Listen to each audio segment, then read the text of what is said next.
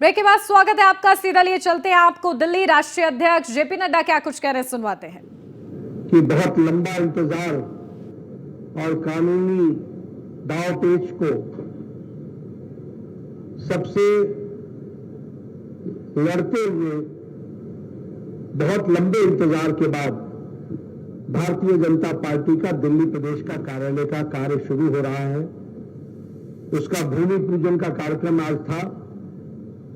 मैं अपनी ओर से और पार्टी के सभी वरिष्ठ नेताओं की ओर से आप सबको इसके लिए हार्दिक बधाई देता हूं और शुभकामनाएं देता हूं। जैसा कि वीरेंद्र सचदेवा जी ने कहा कि ये एक ऐतिहासिक दिन है, ये ऐतिहासिक पल है। पार्टी हमारी बहुत लंबे समय से, अगर हम कहें तो 50 के दशक से जनसंघ और उसके बाद से भारतीय जनता पार्टी 80 के दशक से इस विचारधारा को लेकर के चलती रही और दिल्ली भारतीय जनता पार्टी की एक प्रमुख भूमिका रही है इस विचारधारा की यात्रा को आगे बढ़ाने में। ऐसी दिल्ली में आज अपना कार्यालय हो रहा है और उस कार्यालय बनने के हम चश्मदीद गवाह बन रहे हैं। ये हम सब के लिए सौभाग्य की बात है और ये ऐतिहासिक दिन। आज के इस ऐतिहासिक दिन में हम जरूर चाहेंगे कि इनको भी याद करें जिन्होंने इस पार्टी की नींव को रखा और दिल्ली प्रदेश की भारतीय जनता पार्टी की इस लंबी यात्रा में अपना बहुत बड़ा योगदान किया। हमारे बहुत से वरिष्ठ लोग यहां बैठे हैं। सबने केदारनाथ साहनी जी को काम करते देखा है। सबने देखा है कि किन संस्कारों के साथ उन्होंने हम सबको बड़ा किया। हम आज जानते हैं कि विजय कुमार मल्होत्रा जी से आज भी कोई भी परामर्श लेना हो तो वो हमारे लिए उपलब्ध है। हम याद करते हैं मदन लाल खुराना जी को, जिनकी अग्रेसिव पॉलिटिकल एक्यूमेंट के साथ काम करना और पार्टी को छोटी पार्टी से बड़ी पार्टी बनाने में उनका कितना बड़ा योगदान है। हम याद करते हैं अरुण जेटली जी को, जिनके पास हम हमेशा परामर्श के लिए जाया करते थे। हम याद करते हैं सुषमा जी को, जो हर पल हम लोगों के साथ हुआ करती थी। और साहब सिंह वर्मा जी ने तो हम लोगों के साथ कंधे से कंधा मिलाकर के इस लड़ाई को लड़ा है, तो उनको भी हम याद करते हैं। ऐसे ऐतिहासिक दिन में मैं कुछ बातें भी आपसे जरूर ताजा भी करना चाहता हूं। ये अजमेरी गेट से शुरू हुई यात्रा, पंडित पंत मार्ग से होती हुई दीनदयाल उपाध्याय मार्ग तक की यात्रा ऐसे ही नहीं हुई है। लाखों कार्यकर्ताओं ने, हजारों हमारे पदाधिकारियों ने अपना योगदान किया है और उस कारण से यह संभव हो पाया है। अभी जिक्र कर रहे थे सचदेवा जी की पार्टी के कार्यालय बनाने की बात पार्टी के राष्ट्रीय नेतृत्व में तय किया। मैं आपसे सिर्फ साझा करना चाहता हूं, जब प्रधानमंत्री मोदी जी प्रधानमंत्री बने 2014 में, तो वो 11 अशोक रोड आए और उन्होंने 11 अशोक रोड में चर्चा करते हुए कहा कि क्या हम इन्हीं सरकारी भवनों में ही अपना कार्यालय चलाएंगे। भारतीय जनता पार्टी का कोई अपना कार्यालय बनेगा। और उस समय राष्ट्रीय अध्यक्ष अमित शाह जी होते थे। उन्होंने कहा हम इसकी योजना बनाते हैं और जरूर हम कार्यालय बनाएंगे। आपको जानकर के खुशी होगी कि अमित शाह जी ने पूरे देश में हर जिले में कार्यालय बने, इस बात को लेकर के उन्होंने निश्चय किया और 887 कार्यालय बनाने का हम लोगों ने निर्णय किया। आज मुझे खुशी है कि 500 से ज्यादा कार्यालय बनकर तैयार होकर समर्पित कर दिए गए। 166 कार्यालयों पर काम चल रहा है, कंस्ट्रक्शन चल रहा है और यह 167वां कार्यालय होगा जिसमें काम शुरू हो जाएगा। यह भी हमको ध्यान में रखना है। और लगभग कुछ कारण हैं जिनकी जमीन को लेने की प्रक्रिया चल रही है। यह कारण मुझे बताया गया है कि 4 स्टोरी बिल्डिंग होगी। ये हम सब जानते हैं कि इसमें एक बड़ा ऑडिटोरियम होगा, इसमें हमारे ऑफिसेज होंगे, प्रेस के लिए मीट करने के लिए एक अलग से ऑडिटोरियम होगा और छोटी बड़ी कॉन्फ्रेंसेस करने के लिए अलग से व्यवस्था होगी। और सबसे बड़ी बात यह है कि यह कार्यालय डिजिटल और इलेक्ट्रॉनिक इक्विपमेंट से इक्विप्ड।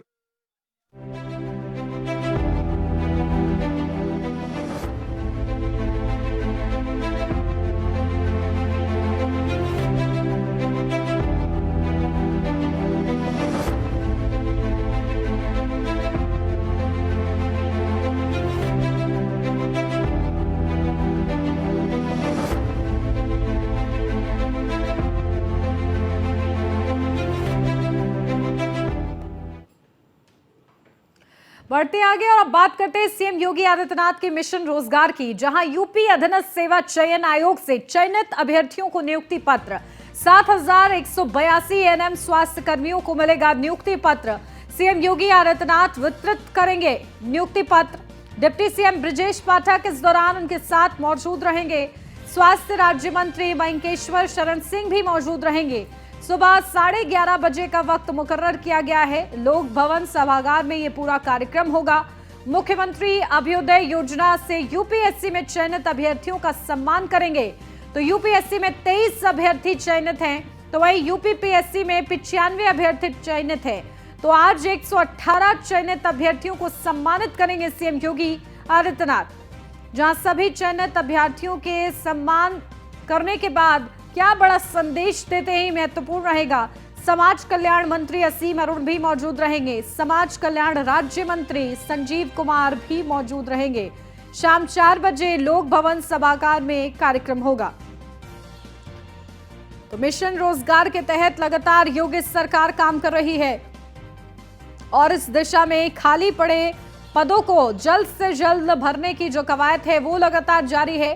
पारदर्शिता का ख्याल रखा जा रहा है और उसका जिक्र सीएम योगी आदित्यनाथ बड़े मंचों से करते हैं कि किस तरीके से भर्ती की प्रक्रिया में पारदर्शिता रखी जा रही है।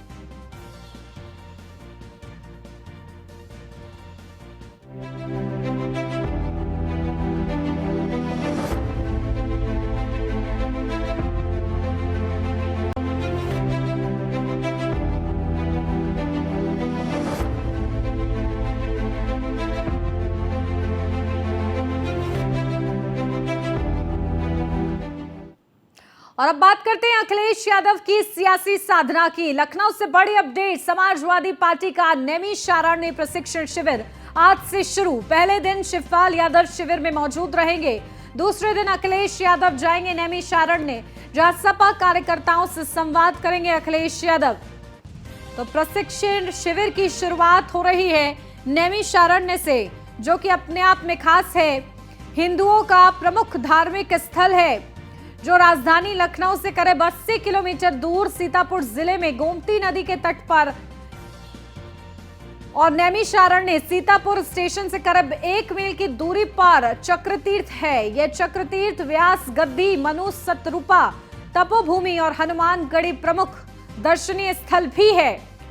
तो यहाँ एक सरोवर भी है जिसका मध्य का भाग गोलाकार के रूप में बना हुआ है और उससे हमेशा निरंतर जल निकलता रहता है। तो ये यहाँ की खासियत है, महत्व है। और इस बीच समाजवादी पार्टी अपने प्रशिक्षण शिविर का आगाज नैमिषारण्य से कर रही है, जो कि अपने आप में खास हो गया है। और सॉफ्ट हिंदुत्व के एंगल के साथ 2024 लोकसभा चुनाव के लिए समाजवादी पार्टी की इसे बड़ी कोशिश माना जा रहा है। दिल्ली से अब खबर। पहलवानों के खिलाफ एफआईआर दर्ज करने की मांग। पटियाला हाउस कोर्ट में आज मामले की सुनवाई होगी। इस याचिका में प्रधानमंत्री नरेंद्र मोदी और बृजभूषण के खिलाफ भड़काऊ बयानबाजी का जिक्र किया गया है। पहलवानों पर हेट स्पीच के तहत मुकदमा दर्ज करने की मांग है। तो बम बम महाराज ने पटियाला हाउस कोर्ट में दाखिल की है याचिका। तो बड़ी अपडेट आपको बता दें, बम बम महाराज ने पटियाला हाउस कोर्ट में दाखिल की है याचिका। पहलवानों पर हेट स्पीच के तहत मुकदमा दर्ज करने की मांग है, जिस पूरी याचिका पर आज सुनवाई होगी। तो याचिका में प्रधानमंत्री और बृजभूषण के खिलाफ भड़काऊ बयानबाजी का जिक्र किया गया है। तो पहलवानों के खिलाफ एफआईआर दर्ज करने की मांग, पटियाला हाउस कोर्ट में आज इस पूरे मामले की सुनवाई होगी। अपडेट ले लेते हैं, हमारे संवाददाता पीयूष तिवारी हमारे साथ जुड़ गए हैं। पीयूष, क्या कुछ जानकारी? देखिए, आज इस याचिका की सुनवाई होगी। बम बम महाराज ने ये याचिका दी है, इस याचिका के अनुरूप क्या कुछ होने की संभावना है? देखिए, निश्चित रूप से अगर हम बात करें तो एक तरफ पहलवानों की ओर से तमाम जो शिकायतें है वो कहीं न कहीं दिल्ली पुलिस में दर्ज कराई गई थी, वहीं कहीं न कहीं पहलवानों के खिलाफ भी एक एफआईआर दर्ज करने की जो मांग है वो की गई है और पटियाला हाउस कोर्ट में इस मामले में सुनवाई होगी। क्योंकि पिछली सुनवाई में कहीं न कहीं कोर्ट ने दिल्ली पुलिस से एक एक्शन टेकन रिपोर्ट तलब किया था। याचिका में ये कहा गया है कि इस दौरान यानी कि प्रदर्शन के दौरान कहीं न कहीं प्रधानमंत्री नरेंद्र मोदी और कुश्ती संघ के अध्यक्ष के खिलाफ कहीं न कहीं भड़काऊ बयानबाजी की गई है। इसके अलावा ये भी कहा गया कि पहलवानों के खिलाफ हेट स्पीच के तहत मुकदमा दर्ज करने की मांग पूरी इस याचिका में की गई है। क्योंकि बम बम महाराज ने पटियाला हाउस कोर्ट में ये याचिका दाखिल की है और आज इस पूरे मामले में सुनवाई होगी। अब देखिए, इस तरीके से ये याचिका डाली गई है, दिल्ली पुलिस से एक्शन टेकन रिपोर्ट तलब किया है पूरे मामले में कोर्ट ने। अब देखना होगा कि आज सुनवाई होगी तो क्या कुछ कोर्ट का रुख रहने वाला है और खासतौर पर बम बम महाराज की ओर से क्या कुछ दलीलें दी जाती है। फिलहाल की बात करें तो आपने देखा किस तरीके से इस पूरे प्रदर्शन में 6 घंटे की जो बैठक हुई, प्रदर्शन के बाद अगर हम बात करें पहलवानों को एक तरीके से समझाने के लिए या यूं कहें उनकी बातें सुनने के लिए, और कहीं न कहीं दिल्ली पुलिस 15 जून तक अपने स्टेटस रिपोर्ट भी कहीं न कहीं दाखिल कर सकती है। तो निश्चित रूप से आज इस पूरे मामले में खासतौर पर पहलवानों के खिलाफ एफआईआर दर्ज कराने के मामले में कहीं न कहीं पटियाला हाउस कोर्ट जब सुनवाई करेगा तो देखना होगा कि बिल्कुल कोर्ट का क्या रुख रहता है इस पूरी याचिका पर, ये महत्वपूर्ण रहेगा। बहुत शुक्रिया पीयूष आपका तमाम जानकारी के लिए। और अब 10 के एजेंडे में झांसी से बड़ी खबर, बच्चों को अनियंत्रित ट्रक ने कुचला है। हादसे में 3 बच्चों की दर्दनाक मौत हुई है। सुबह सड़क पर टहलने निकले थे सभी बच्चे। पुंछ थाना क्षेत्र के ग्राम खिल्ली के एनएच की ये पूरी घटना बताई जा रही है। तो हादसे में 3 बच्चों की दर्दनाक मौत हो गई है। दुखद यह हादसा हुआ है। सुबह सड़क पर टहलने निकले थे ये सभी बच्चे। तो पुंछ थाना क्षेत्र के ग्राम खिल्ली के एनएच की ये पूरी घटना है। 3 बच्चे इस हादसे का शिकार हो गए, जहां बच्चों को अनियंत्रित ट्रक ने कुचल दिया।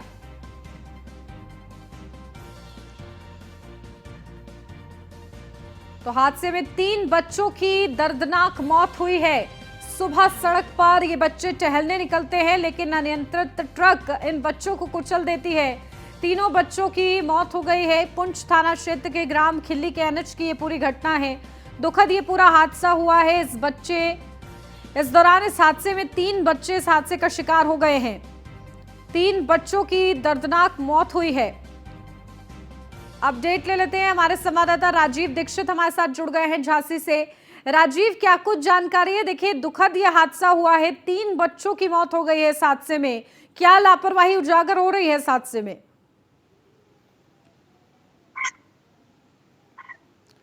राजीव, मेरी आवाज मिल पा रही है आपको? जी बिल्कुल, आपको बता दें कि सुबह का वक्त था, वही बच्चे रोज के ही तरह टहलने के लिए गए हुए थे, जहाँ पर अचानक से एक ट्रक आता है और ट्रक जो जहाँ बच्चे टहल रहे थे वहीं पर ट्रक टायर बच्चों पर चढ़ गया है और करीब 4 से ज्यादा बच्चों को ट्रक ने कुचल दिया है, जिसमें 3 बच्चों की मौत हो गई है और एक बच्चा अभी भी गंभीर रूप से घायल है। जी बिल्कुल, तो देखिए, बड़ा दुखद ये हादसा हुआ है। ट्रक चालक के बारे में कुछ भी जानकारी मिली है? जी बिल्कुल, जो ट्रक चालक है, ट्रक का कंडक्टर है, वो हिरासत में लिया गया है। फिलहाल जो ट्रक चालक है वो ट्रक लेकर भाग गया था मौके से, लेकिन आपको बता दें कि जो कंडक्टर है उसको हिरासत में लिया गया है और उससे पूछताछ की जा रही है। वहीं बताया जा रहा है कि ट्रक चालक को झपकी आई और वह ट्रक जो है अनियंत्रित हो गया और जिसके बाद जो बच्चे जो सुबह टहलने के लिए निकलते थे उनके ऊपर बेकाबू होकर वो चढ़ गया है, जिसमें एक बच्चे की मौके पर मौत हो गई थी और 2 बच्चों की इलाज के दौरान मौत हुई है। वहीं एक बच्चा भी गंभीर रूप से घायल है। जी बिल्कुल, ठीक है, बहुत शुक्रिया राजीव आपका तमाम जानकारी के लिए।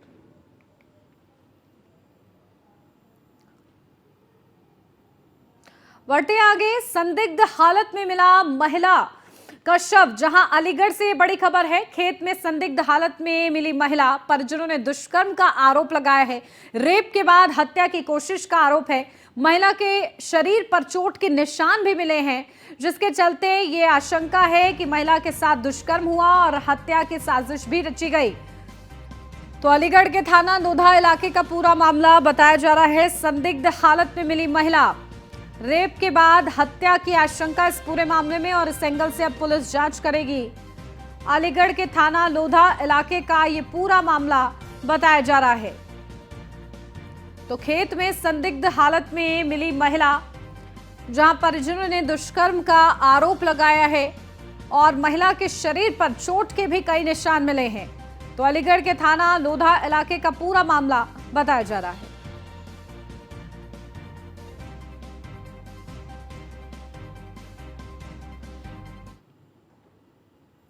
मैनपुरी से बड़ी खबर, पुलिस और बदमाशों के बीच मुठभेड़ हुई। गोली लगने के बाद 2 बदमाश गिरफ्तार हुए हैं। 2 बदमाश फरार हो गए हैं। एटा और मैनपुरी में लूट करके भाग रहे थे बदमाश। एक ही दिन में 5 लूट की घटना को अंजाम दिया गया। बदमाशों के पास से बाइक, तमंचा, जेवरात बरामद हुए हैं। करहल, कुर्रा और बरनाहल पुलिस की संयुक्त कार्रवाई से इनको गिरफ्तार किया गया है। कुर्रा थाना क्षेत्र के तखरऊ पुल के पास की ये पूरी घटना है। तो पुलिस और बदमाशों के बीच मुठभेड़ हुई है। कुर्रा थाना क्षेत्र के तखरऊ पुल के पास की ये घटना। और हाथरस से अब खबर, पिता को मारने वाली हत्यारी बेटी गिरफ्तार हुई है। पुलिस ने प्रेमी के साथ किया दोनों को गिरफ्तार। हरिद्वार से पुलिस ने की दोनों की गिरफ्तारी। पुलिस दोनों आरोपियों को लेकर हाथरस आई है। बेटी और प्रेमी ने चाकू गोद कर की थी हत्या। हाथरस गेट थाना क्षेत्र के नगला अलगर्जी का ये पूरा मामला बताया जा रहा है।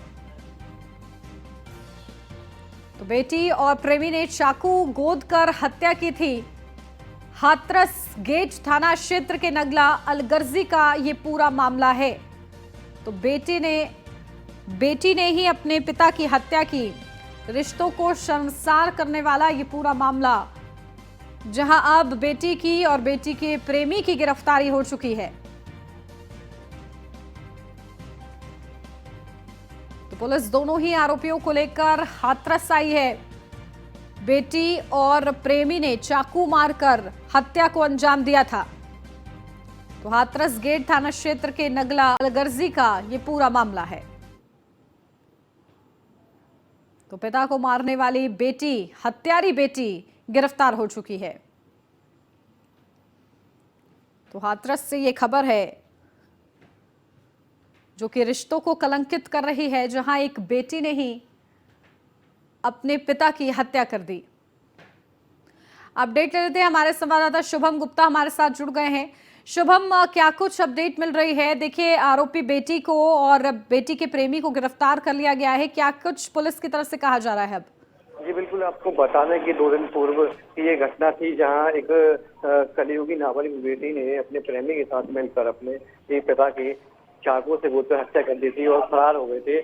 फिलहाल हरिद्वार पुलिस ने दोनों आरोपियों को गिरफ्तार कर लिया था और उसके बाद हाथरस पुलिस इनको लेकर आई है। और यहाँ बताया जाता है कि प्रेमी और फिर प्रेमी के साथ मिलकर की हत्या की गई थी। अब आगे हाथरस पुलिस उसको लेकर हाथरस आई है। जी ठीक है, बहुत शुक्रिया शुभम आपका तमाम जानकारी के लिए। फर्रुखाबाद से अब बड़ी खबर, 4 वर्षीय बच्चे की लैट्रिन टैंक में डूबकर मौत हो गई। परिजनों ने बच्चे को निकालकर सीएचसी पहुंचाया। सीएचसी में आधे घंटे तक नहीं मिला कोई डॉक्टर। परिजनों ने डॉक्टर पर लापरवाही का आरोप लगाया है। समय से इलाज न मिलने के चलते बच्चे की जान गई है। अलीगंज थाना क्षेत्र के बिलसर गांव में अपनी बुआ के घर आया था बच्चा। कायमगंज कोतवाली क्षेत्र का ये पूरा मामला बताया जा रहा है। तो डॉक्टरों पर आरोप है, परिजनों ने डॉक्टरों पर लापरवाही का आरोप लगाया है। समय से बच्चे को इलाज नहीं दिया गया, इसलिए उसकी मौत हो गई, ये बात कही जा रही है परिजनों की तरफ से। कायमगंज कोतवाली क्षेत्र का ये पूरा मामला आपको बता रहे हैं। तो परिजनों ने बच्चे को निकालकर सीएचसी पहुंचाया है। सीएचसी में आधे घंटे तक कोई डॉक्टर नहीं मिला और इसी के चलते परिजनों की तरफ से ये आरोप लगाया जा रहा है कि डॉक्टरों की लापरवाही के चलते बच्चे की मौत हुई है। तो अलीगंज थाना क्षेत्र के बिलसर गांव में अपनी बुआ के घर आया था ये बच्चा, हादसे का शिकार हुआ। आनंद फानन में परिजन अस्पताल लेकर पहुंचे, लेकिन आधा घंटे तक कोई डॉक्टर नहीं मिला, जिसके चलते बच्चे की मौत हो गई। हापुड़ के कमल डोसा रेस्टोरेंट संचालक के साथ मारपीट की वारदात सामने आई है। डोसा खाने के बाद पैसे मांगने पर डोसा संचालक ने मारपीट का आरोप लगाया है। मारपीट की वीडियो सीसीटीवी में कैद हुई है। आए दिन रेस्टोरेंट संचालकों के साथ विवाद होता है। दुकान होने के बावजूद रेस्टोरेंट संचालकों ने सड़कों पर अतिक्रमण किया है। तो डोसा संचालक ने लगाया मारपीट का आरोप। रेस्टोरेंट संचालक के साथ मारपीट की गई। बागपत में सहायक श्रम आयुक्त का एक वीडियो वायरल हो रहा है, जिसमें वो अभद्रता करते हुए मोबाइल को जमीन पर पटकते नजर आ रही है। बताया जा रहा है कि सहायक श्रम आयुक्त विनीता सिंह एक ईंट भट्टे पर लेबर को बंधक बनाए जाने की सूचना पर पहुंची थी, जहां एक युवक उनसे उलझ गया। गुस्से में सहायक श्रम आयुक्त अमर्यादित भाषा का इस्तेमाल करती नजर आ रही हैं। मोबाइल फोन जमीन पर पटकते नजर आ रही हैं। फिलहाल वायरल वीडियो की अधिकारियों ने जांच शुरू कर दी है। आरोपी युवक पर मामला दर्ज किया गया है। वहीं सहायक श्रम आयुक्त ने वायरल वीडियो में अमर्यादित भाषा का इस्तेमाल करने का खंडन किया। उन्होंने कहा कि उन्हें फंसाने के लिए वीडियो एडिट कर बनाया गया है। सहायक श्रम आयुक्त का कहना है कि हर एक बिंदु पर गहनता से जांच कराई जाए, जिसके बाद पूरे मामले की सच्चाई सामने आ सके।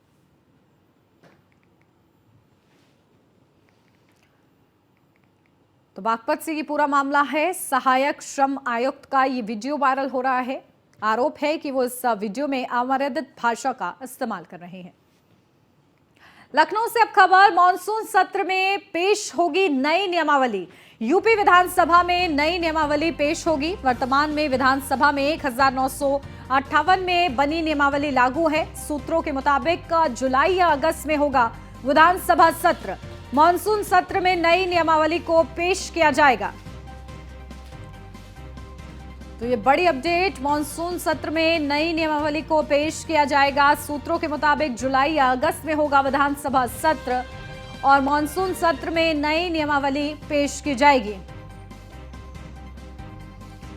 तो मानसून सत्र संभवतः बताया जा रहा है कि जुलाई या अगस्त में हो सकता है। यूपी विधानसभा में नई नियमावली पेश की जाएगी। सूत्रों के मुताबिक जुलाई या अगस्त में होगा सत्र। वर्तमान में विधानसभा में 1958 में बनी नियमावली लागू है। तो सूत्रों के मुताबिक जुलाई या अगस्त में विधानसभा सत्र होगा, लेकिन जब भी विधानसभा सत्र होगा नई नियमावली को पेश किया जाएगा।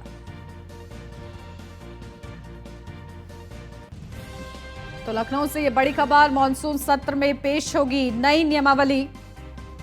यूपी विधानसभा में नई नियमावली को पेश किया जाएगा और सूत्रों के हवाले से जानकारी है कि जुलाई या अगस्त में विधानसभा का सत्र होगा।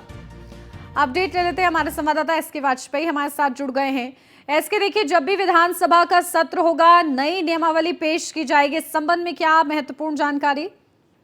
बिल्कुल, अगर हम देखें तो यूपी विधानसभा में 1958 की नियमावली लागू है, जिसमें बहुत सारे जो नियम है कहीं न कहीं अब वो जिनका कोई महत्व तो नहीं रह गया है, क्योंकि उस समय के हिसाब से इन नियमों को बनाया गया था जो इस नियमावली में शामिल है। क्योंकि नई नियमावली उत्तर प्रदेश विधानसभा ने तैयार कर ली है।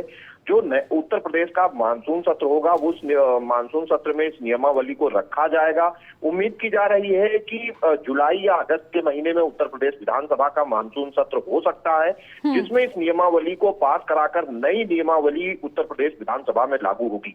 क्योंकि 1958 में देश की आजादी के बाद जब उत्तर प्रदेश विधानसभा शुरू हुई, उस दौरान जो नियमावली बनी थी उसी के हिसाब से विधानसभा की कार्यवाही और बाकी चीजें संपादित की जा रही हैं। और अब चूंकि नई नियमावली है, ई विधानसभा सिस्टम भी यूपी विधानसभा में लागू हो चुका है। तो ऐसी स्थिति में कहीं न कहीं नई नियमावली के तहत नए नियम और देखिए, नई नियमावली में क्या कुछ महत्वपूर्ण बिंदु रहते हैं, ये महत्वपूर्ण रहेगा देखना। इसके बहुत शुक्रिया आपका तमाम जानकारी के लिए। और इसी के साथ इस बुलेटिन में बस इतना ही। खबरों का सिलसिला आगे भी जारी है, आप बने रहिए न्यूज़ 1 इंडिया के साथ।